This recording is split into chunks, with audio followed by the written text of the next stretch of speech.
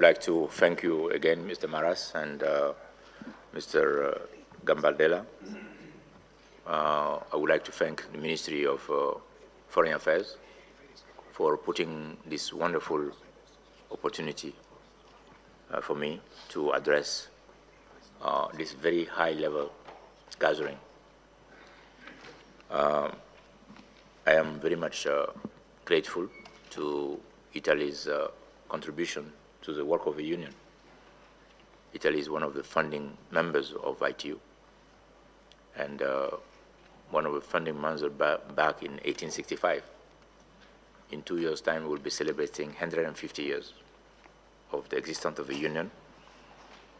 And about 4 years ago, our organization, 4 or 5 years ago, our organization was quoted as one of the most enduring companies in the world because it was able to adapt itself to the changing environment over the 150 years of its existence, and it still continue to be a valuable tool for its members.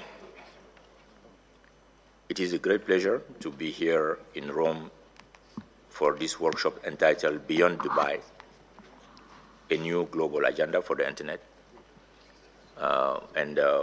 ETNO has been a very strong partner of us, of ours during the past decade of its existence, and we are very proud of the association. I think the European industry has played a key role in that, and I would like to really recognize that ITU is the oldest organization of the UN, but only one with such a broad membership of over 193 member states and over 700 private companies and civil society companies that are also members of the Union at the same level as governments. And therefore, we are very proud of the multi-stakeholder format that has been in this Union for over 100 years now.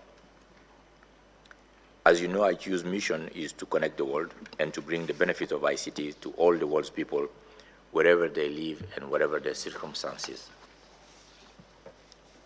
This we do together with the 193 member states.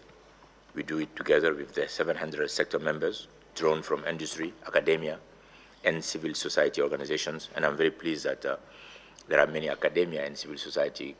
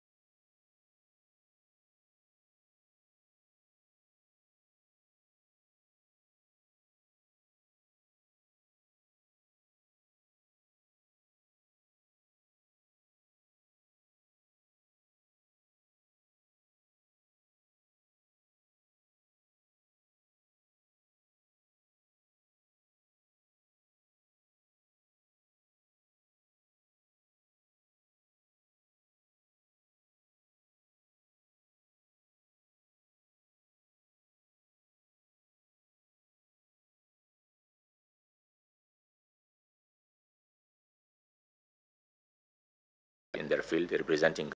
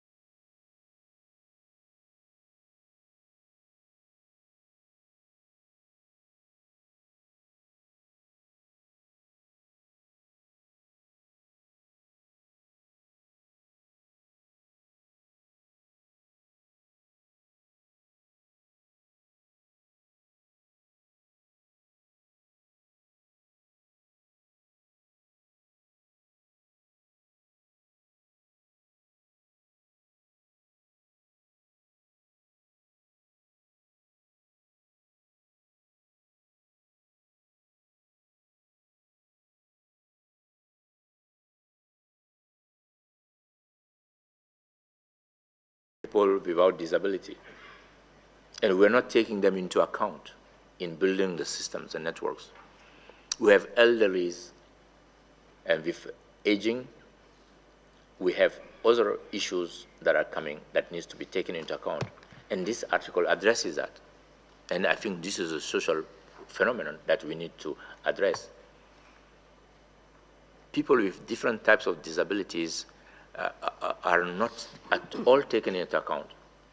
The only thing we did a long time ago, when on the keyboards, the little dot you have on the 5 enables a blind person to orient himself or herself on the keyboard of a phone. But with now touch screens, you don't have that ability anymore. So even that has disappeared. So there are other means that needs to be taken into account. And with many other new provisions, these articles demonstrate the clear emphasis that membership is now placing on human development and empowerment.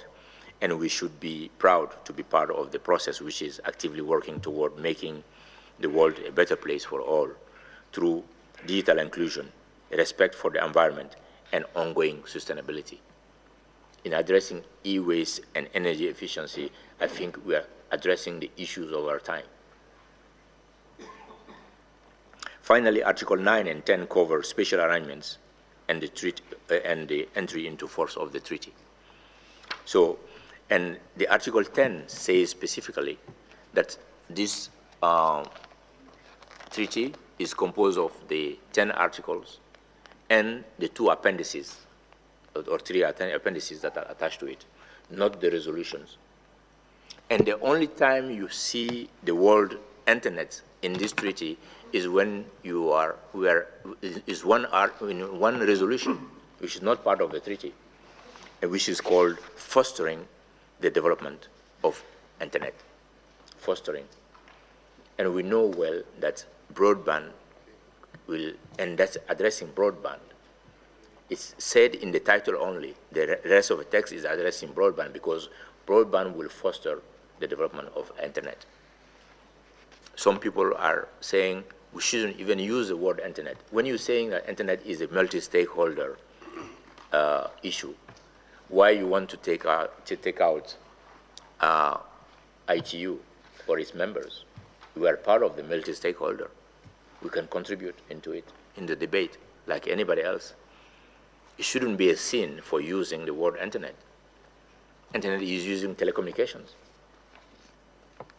And there is no need to be seen as something, because you use the word internet, you want to take over the governance of internet. Why? There's no need for us. And in fact, to try and really dissipate all of the doubts, at the conference, not only I've asked the Secretary General of United Nations, Ban Ki-moon, to include those things in his speech, but I also invited the chairman and the CEO of ICANN to come and join us at the opening of the conference. Fadi Shihade, the CEO of ICANN, spoke at the opening of the conference, just to show that there is a synergy between these two organizations. Of course, ICANN is one player in the internet ecosystem. We don't need to take over their job. They don't need to take over ours. They are complementary. And I need not to change the mission of the Union. The mission of the Union was cut out for the next for the 4 years from 2010 to 14, was already cut out at the World Plenipotentiary Conference, where I was re-elected in Guadalajara, in Mexico. And that 4-year plan gave us exactly what I'm supposed to do in spectrum management, in satellite orbital locations, coordination, in standardization of telecommunication services and development issues, with agreement of all member states. We cannot add new text to it or new assignment, and we would not have a funding for doing it. And we don't have the expertise for so. But we are complementary. What we are doing is really complementary. And I cannot understand why in Europe, where this thing will help create more jobs, that there will be seeing it as a necessary framework. And I hope that Italy will look at the interests of its industry and the creation of job creation that are related to this here in Italy and adhere to this text. There are operators like the group of Ethno that have been very clear in explaining what are the benefits that they are looking for in this, and they have taken part of the negotiations of this text in a very fair and transparent manner. The Deutsche Telecoms, the Telecom Italias, and others will be the winners because they will be able to work in a flexible manner at the international arena. I believe that the acceptance of this process is important for all of us, and I hope that we will continue to work together and have but let me also come back to some little additional things that are in this thing. We have a resolution on special measures for landlocked developing countries and small island developing states for access to international optical fiber networks, which will help bring services to some of the most underserved people on the planet. We have a resolution on the use of globally harmonized national numbers for access to emergency services, which will help save lives. And we have a resolution fostering the enabling environment for greater growth of the internet. And I really regret that this has been a subject of very sensitive discussions unnecessarily. To conclude, let me reiterate my conviction that thanks to Wiki 12, a healthy digital ecosystem where everyone on the planet can participate is now within our grasp. All stakeholders, including government and businesses, must do their utmost to ensure that we deliver on this promise. And as an institution, ITU has successfully been an influential and neutral global convener throughout its long history, and we are firm believers that only open, transparent, and inclusive process will lead to the way to successful policy making. Time is short, so I will try to stop here, but I just want to say that we will continue to act as a bridge builder, and I invite you all to help us build that bridge between the two communities which are dear to you all. You need the telecommunication community, you need the internet community. You only need them when they are both working together. One cannot do without the other. And there's no need for unnecessary wasting of time in getting those two one against the other. Really, we are firmly believing in this. I've been very much frank about this, and I've been openly discussing this everywhere.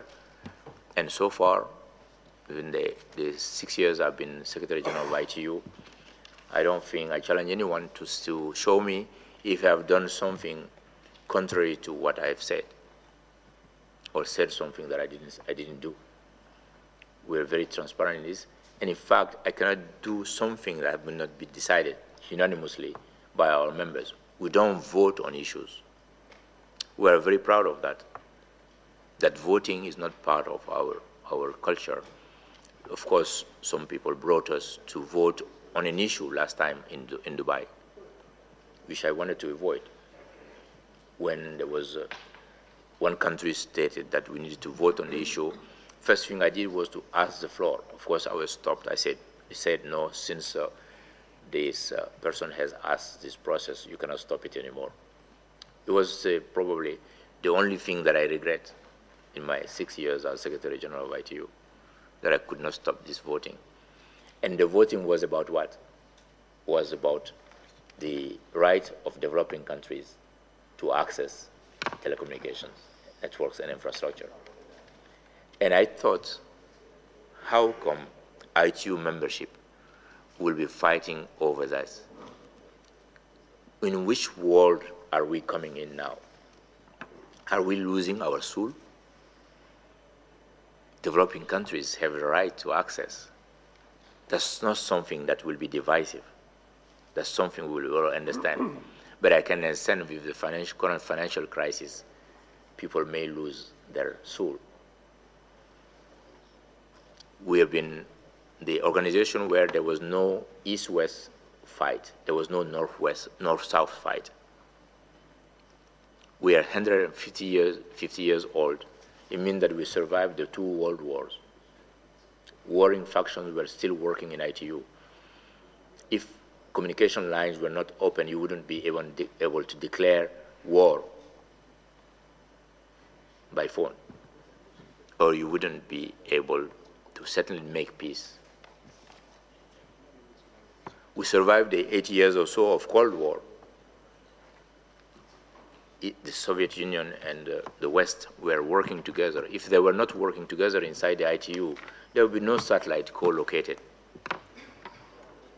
There will be no spectrum. There will be spectrum jam everywhere. We have that tradition of cooperation. And let's keep it. It's a beautiful thing. And it's going to help the world to be a better place. And we can still be complementary to other societies. And we cannot do it all. This is why when in 1998, ITU organized the World Summit on Information Society, and Minister of Foreign Affairs of Italy was very, very active in the WCIT process. We very much thank you for the cooperation. The WCIT was due to the fact that we were saying back in 1998 that 2 years before the 2000 deadline, which was set by the Maitland Commission 20 years earlier, back in 1980, there was a Maitland Commission report called the Missing Link. People who are my age here probably remember the Missing Link report. But there are many young people in this room who may not remember that. The Missing Link report was commissioned by ITU because we were saying we need to make sure that every citizen of this planet is connected in 20 years' time. And the objective at that time was very ambitious. I will tell you what it was. It was saying that every citizen should be within 5 kilometers walking distance to a phone booth. And that was seen at that time very ambitious. How can you can do that? And indeed, it was too ambitious because 2 years before, in '98, we knew we were not there. We failed. And the conclusion was why we failed? Because we were trying to do this alone. And we decided to organize a World Summit on Information Society open to all stakeholders. For the first time, UN was organizing a summit where there was no demonstrations outside because the stakeholders could come inside and express themselves. So we've been back in '98. Nobody was talking about multi-stakeholderism at the time. And that's why the WCIT were organized in 2 phases, in Geneva in 2003 and Tunis in 2005. It was the most open conference ever of the United Nations. And it was successful. And it placed us in the information society. I believe that we can safely say now we are now in the information society, but we have a next goal now, knowledge society, where everyone has access to information. And accessing is not enough. You have to be able to use information. And then to create information. And then share information. Those are the 4 prerequisites for us to enter the knowledge society that we are dreaming of. And together we can do that. Not alone, in complementarity with other agencies and organizations and companies, bringing in civil society and private sector in a competitive mode, creating new jobs and new tools for other sectors also to evolve. So I believe that the evolution that the platform we're trying to put in place will enable us really to enter the knowledge society in a safe manner while giving the boost to our economies and giving the right tools for other sectors to really be relevant. It certainly will not happen in the developing world without the information and communication technology. And we're talking about the Millennium Development Goals. They will never be met for health, education, or all the sectors, economy, without E component of it, E-health, E-education, E-everything. And what is good for developing world is also good in the developed world as well. It is being used as such. I am very pleased to see here in this room the Italian the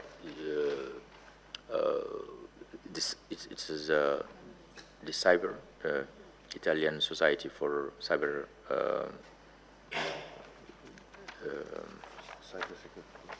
not the Italian Society for Development of Internet, and the Cyber Italy, which is present here, including academia, which was one of the components we didn't have in ITU in 2010 when I presented my report at the Plenipotentiary Conference as my first term. I recommended to membership that there was something missing in ITU. We have a broad membership with private sector and member states, but we didn't have academia. And it's one very important component that I recommended, and we opened that membership, special membership for academia. And it closes the loop. You know, the link, why the US has succeeded in the ICT field, because they have been able to make the bridge between industry and government, but also industry and academia working together. And we needed that, one feeding in another. And academia is using our standards when they are studying, but they don't feed back into it to improve it. So our membership was very quick in understanding and agreeing in that. And I'm pleased to see also academia here. And last night at the dinner, there were a number of universities that I met, and I hope to continue to create the synergies with them. I know the London School of Economics is present here. That's going to be feeding to the work we've done, and especially someone who has known the work of ITU for many years.